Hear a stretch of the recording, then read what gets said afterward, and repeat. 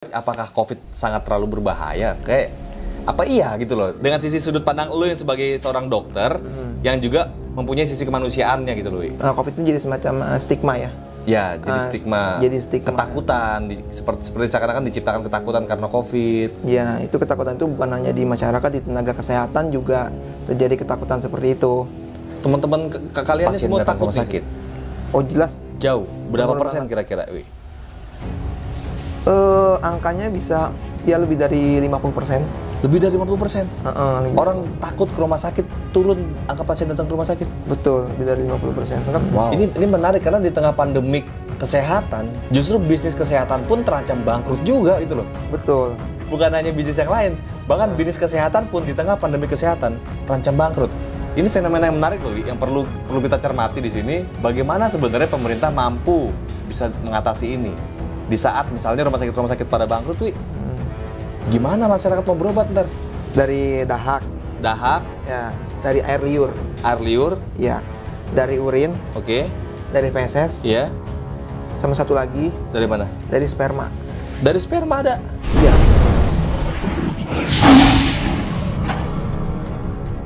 Ya, assalamualaikum warahmatullahi wabarakatuh, teman-teman semua. Balik lagi bersama gue Vasco Rusemi di Macan Idealis. Hari ini gue kedatangan tamu, teman spesial gue, Dr. Dwinoto. Yang biasanya gue pakai video call kan. Di era new normal ini kita masih bisa akhirnya ketemuan. Iya. Kalau kemarin kita di rumah kan, Wi? Iya. Sekarang new normal. New normal. Jadi bisa kita duduk agak jarak nih, gitu kan? Nah, ini gue mau diskusi sama Dr. Dwi. Ini buat disclaimer dulu nih buat teman-teman semua. Kenapa gue pakai lo gue ngomongin sama dia? Karena memang ini teman kampus gue. Jadi kita dulu sama-sama di UI, di FK, gue teknik gitu loh. Jadi ya biasa, gue mau pakai lo gue biar lebih asik aja kita, Wi. Tetangga ya. Lo nggak ada masalah kan gue pakai lo gue, Wi? Nggak ada masalah. Tetangga lah. Tetangga, apalagi iya, tetangga kosannya kan. Iya. Sempat dia dulu di teknik juga, akhirnya dia pindah ke dokteran, ke FK. Kalau sekarang kedokteran udah emang tetangga beneran. Tetangga beneran ya, di Depok ya? Udah pindah. Sama-sama di Depok ya? Iya, sama-sama di Depok. Dulu lo di Salemba ya? Iya, dulu Salemba. Iya, di satu kokosan, Kemarin kalau mau teknik. bulu tangkis baru kita ke Depok. Oh, bulu tangkis? Iya. Nah, Wi, gue mau nanya nih, Wi. Ini di era new normal nih ya. Gue sebenarnya masih ada hal yang buat gue sangat penasaran banget sih, Wi ya. Mengenai terapinya pasien COVID ini. Sebenarnya terapi pengobatan ya, Wi, terapi pengobatan dari pasien COVID itu sendiri yang ada di Indonesia ataupun bahkan di dunia mungkin, itu apa sudah pernah diuji efektivitasnya, Wi? Kayak gimana sih, tepat nggak pengaplikasiannya, Wi? Dari awal kan kita udah diskusi berapa kali ya, kok ya? Ya mengenai kemungkinan herbal seperti bawang putih tunggal, kemudian mengenai terapi plasma convalescence gitu kan. Dan mungkin di sini kita coba singgung obat yang lain kok, yang kloroquine dipakai juga. Ya, kloroquine maupun hidrokloroquine. Nah, gitu. Jadi kita ambilnya nih hidrokloroquine. Nah, itu kan pertama kali itu yang menyatakan ada efektivitasnya untuk antivirus in vitro di luar tubuh ya kok. Itu dari Amerika. Maka in vitro ini apa, Wi? Bisa lo jelasin nggak, Wi? In vitro jadi di luar tubuh manusia. Di luar tubuh manusia. Jadi kan si virus itu ya kan bisa kita kembangbiakan di luar tubuh manusia. Cuman memang harus ada sel yang hidup di situ. Ya seperti kita tahu kan bahwa si COVID ini kan juga kemungkinan loncatan dari hewan, sel hewan ke manusia seperti itu. Jadi banyak yang bisa ya, jadi sel untuk jadi inangnya di situ. Nah, dari in vitro dilihat penggunaan hidrokloroquine itu bisa mempunyai efek antivirus terhadap COVID. Nah, kebetulan itu juga di manusia juga udah dipakai obatnya. Itu makanya coba deh di trial ke manusia. Gimana gitu kan. Nah, jadi banyak nih dipakai di seluruh dunia, di Indonesia juga udah dipakai. Nah, kemudian dicoba dianalisis, ya kan, dan dicoba dianalisis lagi, ada laporan di NEJM itu, ya kan, diambil sekitar sampel 1.300 orang, 1.300 orang yang di rumah sakit itu dirawat, di rumah sakit dirawat dengan COVID. Cuman COVID-nya itu dibagi dua, antara yang gejalanya berat banget ya kan sampai masuk ICU dan kemungkinan meninggal, sama yang nggak masuk ICU.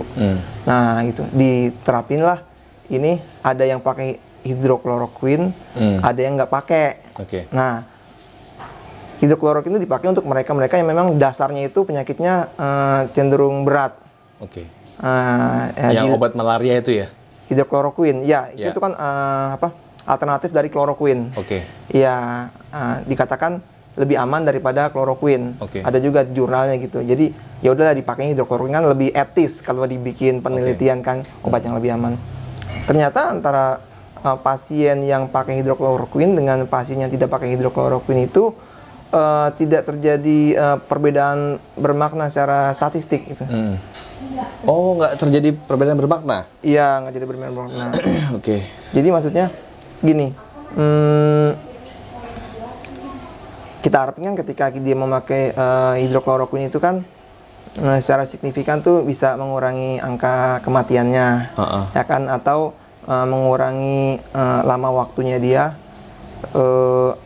mengurangi lama waktunya dia di ICU, atau mencegah supaya jangan diintubasi. Intubasi itu dipasang alat bantu napas gitu. Gitu. Jadi end point of interestnya di penelitian itu untuk mencegah dia diintubasi dan untuk mencegah dia meninggal. Ternyata dikasih hidrokloroquine pun dengan yang tanpa dikasih hidrokloroquine itu nggak terjadi perbedaan bermakna. Itu 1.300 dari sampelnya. Jadi itu kan obat yang dibeli pemerintah banyak itu kan rencananya kan?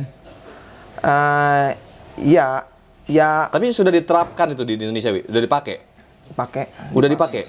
Dipakai. Walaupun hasil penelitiannya sebenarnya nggak ngaruh-ngaruh banget, nggak ada pengaruhnya. Jadi gini kok, kalau di kedokteran itu kan kita menghargai ya penelitian orang gitu, kita menghargai. In vitro sudah dicek, oke, dia punya aktivitas antivirus gitu. Lalu kenapa di penelitian ini kok tidak menunjukkan makna secara statistik, ya kan? Ya bisa saja karena dasarnya itu sudah berat kondisinya.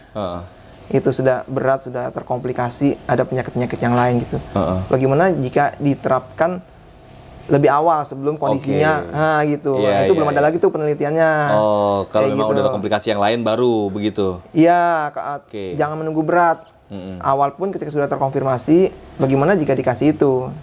Kan begitu. Ya, nah terus gini ya, ini kan banyak banget apa sebenarnya diskusi di kalangan teman-teman netizen nih. Ada informasi bahwa ada yang bilang katanya COVID itu senjata biologi, ada yang bilang COVID itu konspirasi, yang gitu-gitu kan. Terus masalah WHO juga akhirnya sama Amerika berseteru.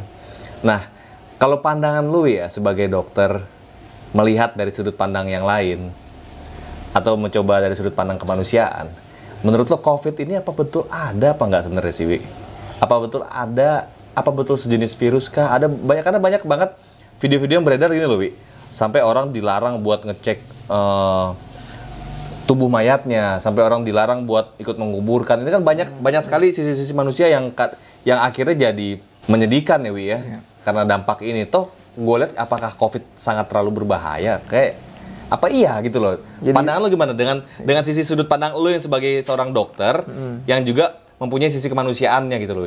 Itu jadi kan COVID itu jadi semacam stigma ya. Ya, jadi stigma. Jadi stigma. Ketakutan, seperti seakan-akan diciptakan ketakutan karena COVID. Ya, itu ketakutan itu bukan hanya di masyarakat, di tenaga kesehatan juga terjadi ketakutan seperti itu. Teman-teman kalian ini semua takut nih di rumah sakit itu, Wi? Iya, tentu takut. Tapi takutnya itu adalah kita takut kalau kita kena, itu nggak ada yang melayani masyarakat lagi. Seperti itu ya kan. Kemudian pelayanan harus ditutup. Belum lagi nanti pasien-pasien atau keluarganya yang tiba-tiba menelpon rumah sakit, kemudian protes ini, kita juga nggak mau kena seperti itu kan ya. Tapi kalau misalkan kita sudah proteksi dengan benar, ternyata itu pun bisa kelolosan, ya itu bukan maunya petugas kesehatan. Gitu kan ya, memang seperti angka kematiannya kan dilihat di daerah Asia Pasifik maupun Eropa Barat itu kan, dari tenaga kesehatan yang meninggal dari yang terkonfirmasi itu jumlahnya sekitar 1,9 berbanding 10.000. 1,9 berbanding 10.000. Iya, tingkat kematiannya. Iya, itu kita ngomongnya itu di negara-negara maju. Ya kan, Eropa Barat. Jauh dong dibanding kematian SARS gitu misalnya, tingkat kematiannya. Iya tentu, karena kan seperti kita tahu bahwa COVID itu kan gejalanya juga bervariasi kok, dari yang tidak bergejala, dari yang bergejala ringan sampai yang bergejala berat seperti itu, ya kan tidak semuanya langsung gejala berat gitu. Nah, dari tenaga, tadi kan Vasco bilang ini bener nggak sih COVID ini berbahaya banget, begitu kan? Berbahayanya dalam artian dia punya potensi untuk menimbulkan kasus fatal di manusia.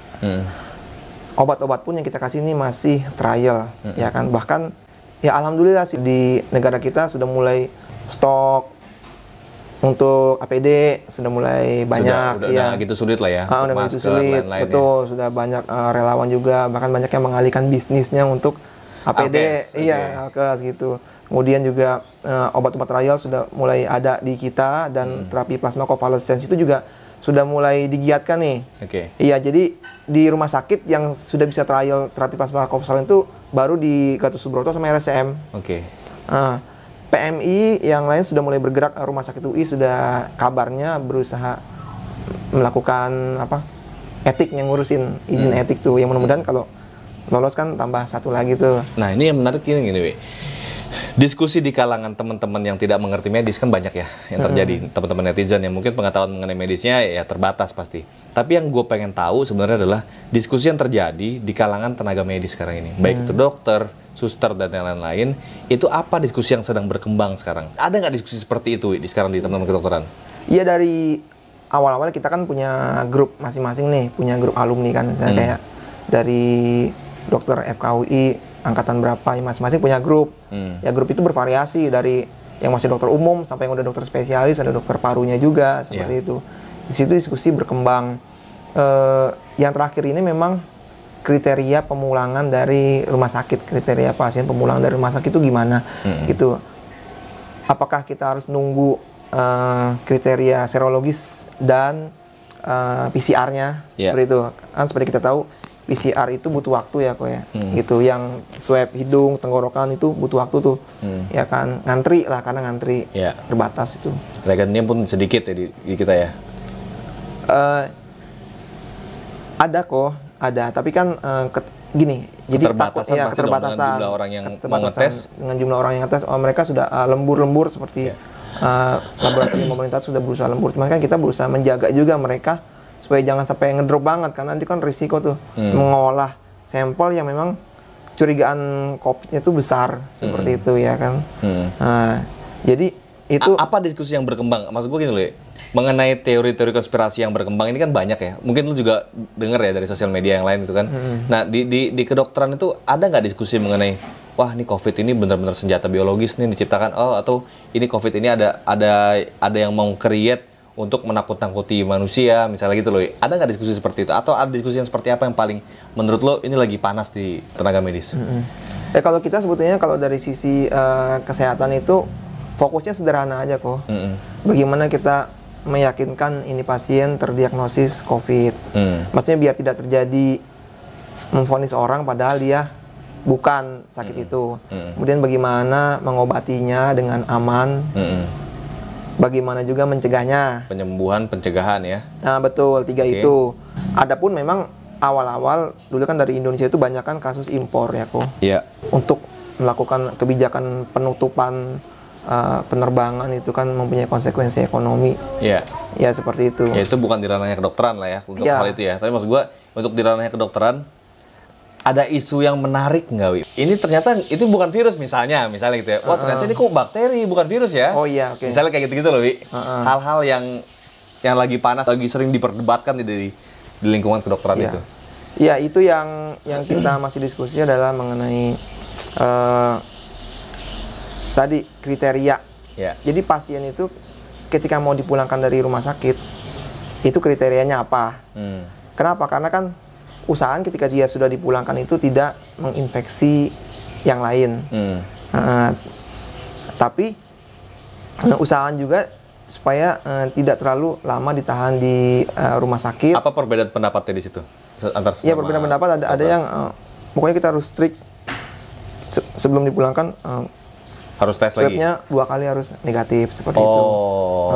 Ada yang gitu, tapi ada juga yang berpendapat kalau sudah melewati masa masa infeksiusnya, ya misalkan dilaporkan itu dari sejak pertama kali kemungkinan terjadi kontak itu 40 hari lah. Oke, 40 hari ya. Karena menurut analisa kedokteran 40 hari virusnya udah nggak ada gitu. Nah, 40 hari untuk tidak terjadi lagi namanya viral shedding. Jadi penularan ke yang orang lain gitu. Nah, gitu. Tapi katanya gue pernah dengar juga, lo pernah cerita sama gue, ada ternyata sudah sampai lebih dari 30 hari pun dicek sampai swab 2 kali juga masih positif. Nah, iya.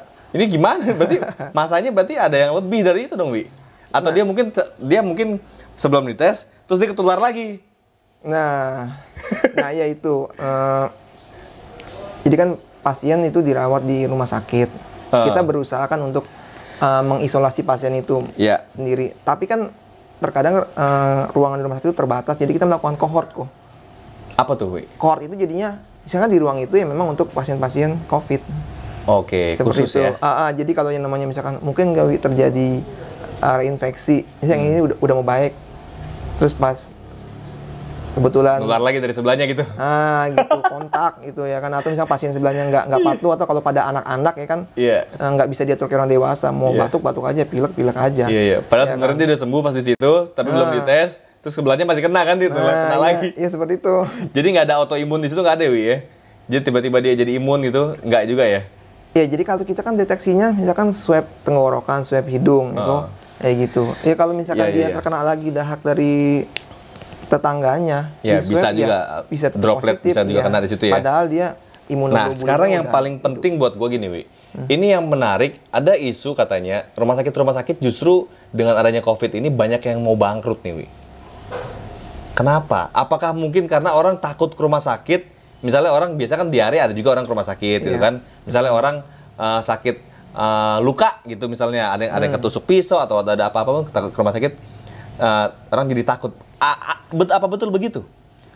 Iya, kalau dari pengalaman pribadi sih, bahkan rumah sakit yang kita kenal itu dekat, ya terjadi juga pengurangan pegawainya. Itu ya tentu itu berhubungan juga dengan cash flow-nya, bagaimana pasien yang ke rumah sakit menurun. Menurun pasien yang ke rumah sakit? Menurun sekali. Orang takut ke rumah sakit sekarang nih ya? Masih takut, masih takut sih. Oke. Nah itu kan bahkan orang berhadapan sama tenaga medis saya sekarang takut loh, Wi. Kalau misalnya takut, gue takut juga nih kayaknya berhadapan sama manusia. Ya kalau gue sendiri, gue sudah melakukan cek darah, ronsen, swab. Jadi udah nyatakan aman. Ya, tapi bener nggak rumah sakit itu memang lagi banyak yang goyang nih sekarang? Ya itu benar. Jadi pasien kan ini kan diarahkan untuk telemedicine. Telemedicine artinya konsultasi melalui internet atau melalui video call dengan dokternya. Nah, rumah sakit yang dokternya tidak mau melakukan pelayanan video call itu kan tentu pasiennya akan berkurang. Apalagi kedua, dokternya berusaha melindungi pasien dengan cara memisahkan antara, misalkan ini waktu untuk vaksin orang-orang sehat, ini waktu untuk yang berobat yang sakit. Jelas dengan adanya aturan seperti itu kan sangat berkurang. Kemudian dokternya membatasi juga jumlah jam praktek dan jumlah pasiennya. Membatasi ini untuk yang poliklinik ya kok. Kenapa sih, Wi, dibatasi, Wi? Pertama kan memang ada dokter-dokter yang memang sudah ada faktor risikonya, misalnya umurnya sudah. Oh, mereka pun takut ya? Lanjut, betul. Ada yang punya faktor komorbid. Ada yang sudah pasang ring jantung, punya darah tinggi. Nah, itu kan risiko tuh. Jadi memang disarankan juga oleh Persi, organisasi perhimpunan rumah sakit, untuk melakukan kebijakan seperti itu demi melindungi tenaga medis ini. Nah, tapi untuk pelayanan IGD-nya tetap sih kita buka 24 jam. IGD? Iya, IGD. Tapi memang ada penurunan pasien datang ke rumah sakit? Oh, jelas. Jauh? Berapa persen kira-kira, Wi? Angkanya bisa ya lebih dari 50%. Lebih dari 50%? Orang 50%. Takut ke rumah sakit, turun angka pasien datang ke rumah sakit? Betul, lebih dari 50%. Wow. Kita pun di rumah sakit sebetulnya ketika kita melihat ada orang yang gejalanya curiga ke arah COVID, udah kita screening kok. Ada yang kita taruh di ruang isolasi dulu. Di ruang isolasi, screening, rapid test. Kita sebelum itu pun sudah di screening di luar. Jadi ada tenda tuh. Masuk situ atau ada ruangan. Masuk situ, jadi screeningnya double. Jadi rumah sakit yang penuh itu sebenarnya sekarang hanya rumah sakit yang khusus untuk COVID malah ya, itu penuh ya. Tapi rumah sakit yang bukan khusus COVID malah kosong nih ya sekarang nih ya. Ya amat sangat berkurang pasiennya. Seperti itu karena kan tidak semua pasien pun paham bahwa ini rumah sakit ini tidak melayani pasien COVID. Jadi menganggap ini menarik karena di tengah pandemik kesehatan, justru bisnis kesehatan pun terancam bangkrut juga gitu loh. Betul. Bukan hanya bisnis yang lain, bahkan bisnis kesehatan pun di tengah pandemi kesehatan terancam bangkrut. Ini fenomena yang menarik loh, yang perlu kita cermati di sini adalah bagaimana sebenarnya pemerintah mampu bisa mengatasi ini.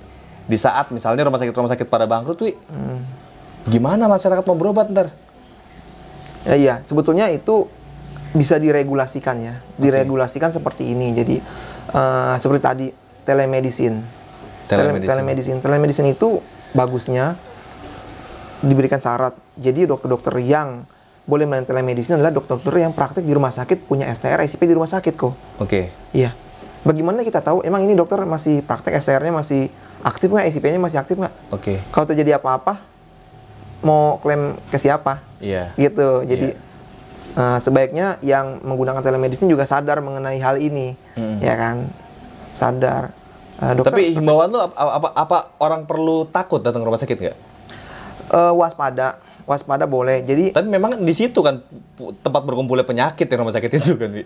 Iya, orang-orang yang jadi orang wajar dong takut ke rumah sakit. Nah, tapi ini yang perlu diperhatiin juga ya. Rumah sakit itu dia sudah memperbaiki standarnya untuk pencegahan infeksi. Dari luar screening wajib pakai masker. Bahkan lebih bagus lagi kalau ada pasien atau keluarganya pakai face shield. Face shield itu jadi double protection. Misalkan masker ini masker kain. Face shieldnya udah face shield Mika gitu. Itu udah. Atau helm sekalian gitu kan? Iya, atau sekalian helm motor aja bawa gitu ya. Itu aman juga kan, Wi? Iya, lo pakai masker terus helm motor. Iya, kan? cuma nyesek jadinya. Iya. Tapi kalau lo tiba-tiba ada pasien pakai helm motor gitu lo kaget gak, Wi? Ada juga kayak gitu? Iya kan yang ngantri makanan kayak pakai helm aja dia. Gojek ya kan masih ada. GrabFood gitu kan. Iya. Ada gitu. Nah, ini sekarang gini, Wi ya. Bisnis rumah sakit yang terancam bangkrut pada saat ini itu menurut lo apa solusinya? Atau mungkin harapan kalian tuh apa sih sebenarnya dari pemerintah untuk dapat bisa mengatasi ini? Iya. Sebetulnya hal itu bisa disikapi caranya pasien-pasien itu dan rumah sakit yang melayani pasien itu lebih luas. Dalam artian begini, telekomunikasi itu kan bisa berbagai cara ya.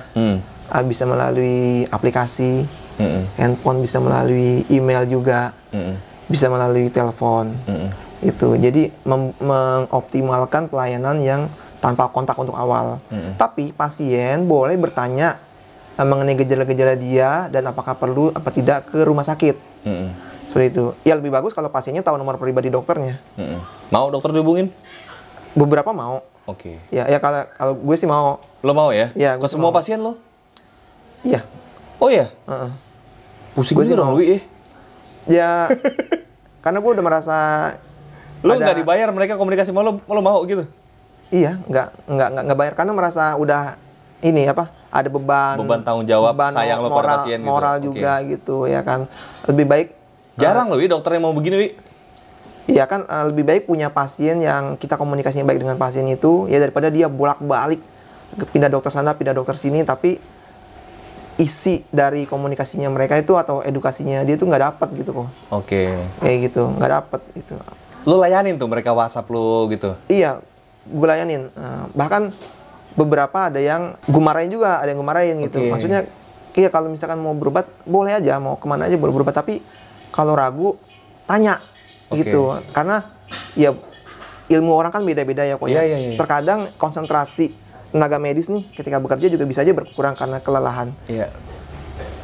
Misalkan terjadi kesalahan, salah nulis obat gitu, dosisnya seperti itu mungkin terjadi manusiawi gitu.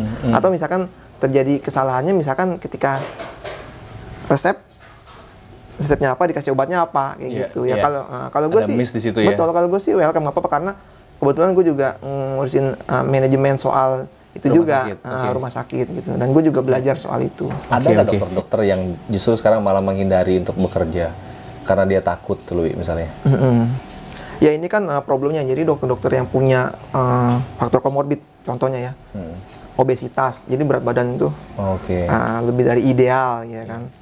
Kemudian punya darah tinggi, atau udah pasang ring jantung, ya kan, atau punya penyakit paru atau asma, dan yang lain-lain, misalkan ginjal dan organ dalam. Itu wajar jika mereka itu takut. Wajar jika mereka itu takut. Nah, tapi kan bukan berarti pasien itu tidak bisa dilayani. Tergantung kita komunikasi sama pasien gimana. Misalkan pasien ini datang udah demam tinggi, kejang anak-anak, kejang. Ya kan, kalau gue di IGD pasti gue layanin. Gue infus gitu kan, gue mau rawat. Tapi kan gue konsul dulu nih ke dokter anaknya misalnya gitu, ya kan. Ya gue berharap dokter anaknya juga kooperatif gitu, ya kan. Kalau misalnya memang dia takut takut COVID, misalkan ada gejala batuk, nyeseknya, ya kan. Ya kita bisa melakukan rapid test. Nah ini tips juga nih buat teman-teman di rumah sakit yang, rumah sakitnya nggak ada rapid test nih, atau rapid testnya habis gitu. Ya kan mereka bisa labnya ngambil darah, kemudian kirim kerjasama dengan lab rumah sakit lain yang punya rapid test gitu. Jadi jangan kehabisan akal. Kemudian menolak akhirnya gitu ya. Karena kan kasihan. Kemudian bisa juga dilakukan penyekatan IGD menjadi ada ruang khusus untuk COVID, isolasi maupun ruang untuk nebulizer gitu. Kan kasihan misalkan pasien memang udah sesek banget dibutuh nebulizer, tapi takut dia nyebar ke ruang UGD, ya udah bikin aja sekat. Di tempat lo lakukan itu ya? Iya, alhamdulillah di tempat gua seperti itu. Ikan kipas anginnya 2 tuh. Jadi kan yang jadi menarik gini, orang-orang itu datang ke rumah sakit dengan tanpa gejala pun biasanya gejala batuk atau pilek itu kan udah biasa dihadapi sama dokter-dokter UGD biasanya, ya? Iya, betul. Udah pokoknya datang batuk pilek aja biasa banyak suka datang ke UGD. Nah, terus sekarang itu di semua rumah sakit memang diwajibkan untuk menggunakan APD kan, Wi? Semua tenaga medis ya? Betul. Betul kan? Wajib. Nah, dengan adanya kewajiban itu pasti meningkatkan biaya operasional rumah sakit. Betul. Ada kenaikan biaya berobat nggak jadinya, Wi? Jadi itu tergantung kebijakan masing-masing manajemen rumah sakit ya, kok. Ada yang membebankan biaya APD ke pasien, administrasi pasien. Ada yang enggak. Dari mana kalau enggak? Rumah sakit beli dari mana? Ya, luar pakai uang kantong honornya sendiri gitu. Alhamdulillah ada donatur. Kemudian rumah sakit berusaha juga menekan pengeluarannya dengan mencari APD yang tidak terlalu mahal tapi masuk standar. Ada nggak sekarang isu yang paling penting yang berkembang di dunia kedokteran yang menurut lo teman-teman ini perlu tahu, yang bisa ikut menenangkan teman-teman ini gitu, maksud gue? Ada nggak isu apa itu yang penting, Wi? Iya. Jadi sebetulnya COVID itu sudah mulai menampakkan titik terang mengenai penularannya, ya kan? Tapi yang orang-orang perlu tahu itu mungkin yang terkenal adalah penularannya lah melalui dahak, ya kan? Atau melalui droplet, udara yang terkandung virus itu. Itu. Airborne. Ya, airborne. Tapi orang-orang mesti tahu bahwa si materi genetik virus itu juga bisa terdeteksi di urin dan di feses. Ada ditemukan itu? Iya, ada. Dari urin? Iya, air seni. Oh, dari air kencing bisa nularin COVID? Ditemukan materi genetiknya. Seperti itu. Bukan materi genetiknya dari urin dan dari feses. Jadi yang kita mesti waspada di era sekarang ini, kan, dengan banyaknya orang yang keluar, kemungkinan banyaknya pemakaian. Sebentar, Wi. Dari mana aja? Dari urin, dari feses, terus dari mana lagi? Ya, itulah makanya kan pentingnya suami istri itu saling menjaga, ya kan. Di rumah dia jaga jarak sama istrinya, ya. Kalau di luar dia nggak jaga jarak, ya kan, gimana? Di rumah jaga jarak juga sama istri. Sian juga ya. Ini angka kelahiran menurun nih bisa kalau gitu caranya nih. Nah, jadi terus jadi itu. Jadi intinya ketika kita ke toilet umum, ya di toilet pribadi juga begitu sih. Jangan lupa untuk membersihkan, mendesinfeksi, dekontaminasi. Kemudian kalau kita mau melakukan flush, itu ditutup dulu. Toiletnya ditutup dulu, baru kita flush. Karena tapi tetap itu yang ditakutkan kan adanya penularan melalui aerosol ya. Betul. Nah, tetap itu penularannya kan kalau dia masuk ke dalam saluran pernapasan kan? Iya. Bukan kena kita sentuh atau kena kita apa gitu enggak kan? Enggak, emang tetap dari masuk ke saluran pernapasan ya. Yang utamanya itu dari saluran pernapasan. Iya. Hidung. Nah, katanya apa benar nih? Gue mau konfirmasi sama lu. Apakah betul kalau COVID itu ternyata bukan masuk ke dalam kategori flu? Jadi kan kalau di kita kedokteran kan menyebutnya COVID itu termasuk penyakit dengan gejala-gejala saluran pernapasan. Jadi yang mirip influenza. Jadi influenza-like illness. Nah, influenza-like illness. Tapi dia bukan influenza. Berbeda virus. Nah, jadi ada penelitian yang dilakukan juga untuk pasien-pasien yang dengan gejala infeksi influenza-like illness yang positif COVID dengan yang tidak positif COVID, gitu. Dia dilakukan PCR. Nah, PCR itu buat mendeteksi ya COVID, ya influenza, ya adenovirus, dan virus-virus lain yang biasa menimbulkan infeksi saluran pernapasan gejalanya gitu. Ternyata pada pasien yang positif COVID ini dia tidak ditemukan virus-virus yang lain di situ. Jadi misalkan di COVID ini mestinya ada dong influenza juga gitu. Karena kan ya kita duga misalnya orang yang dengan sistem imun yang drop ini lebih mudah terserang banyak, tapi ternyata tidak. Murni COVID. Seperti itu. Murni COVID. Murni COVID. Itu. Dan mengakibatkan penyakit yang lain, mengaktifkan penyakit yang lain. Nah, itu ketika dia sudah ngedrop banget kondisinya atau dia dipasang alat pernapasan, ya tentu ada risiko kontaminasi silang ya kan. Seperti itu. Satu lagi Wi ya, satu lagi. Apa harapan kalian bagi para pekerja tenaga medis ini kepada pemerintah? Karena pemerintah lah yang paling punya kekuasaan, paling punya kewenangan untuk mengatur semua regulasi yang ada di negara ini. Khususnya bagi kalian ini apa harapannya? Atau ada mungkin kalau misalnya lu boleh memberikan solusi kepada pemerintah, siapa tahu Pak Jokowi nonton ini kan. Apa solusi lu menurut lu untuk situasi sekarang ini? Apakah new normal ini lebih baik? Ya, jadi sebetulnya suasana new normal ini kan juga mempertimbangkan pendapat, misalkan dari surveillance yang ada ya kok ya. Jadi rumah sakit itu sudah terhubung dengan surveillance yang dikumpulkan oleh pemerintah. Nanti data itu akan diambil oleh juru bicara gugus COVID, seperti itu. Jadi dari situ juga dilakukan pertimbangan kasus kematiannya ini berapa, menurun apa enggak, gitu. Memang yang kita harapkan itu adalah bantuan dari pemerintah tetap berjalan. Misalkan pemerintah bantuan untuk menyediakan APD ya. APD. Sebetulnya yang dibutuhin oleh orang-orang di era new normal itu, mereka juga boleh dikasih APD, tapi APD yang lebih awet. Contohnya apa lebih awet? Bisa dicuci ya, gitu misalnya. Ya, bisa dicuci atau bisa dilap.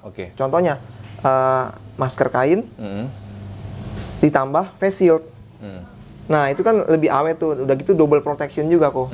Itu bahkan bisa face shield bisa buat dari pasien bayi.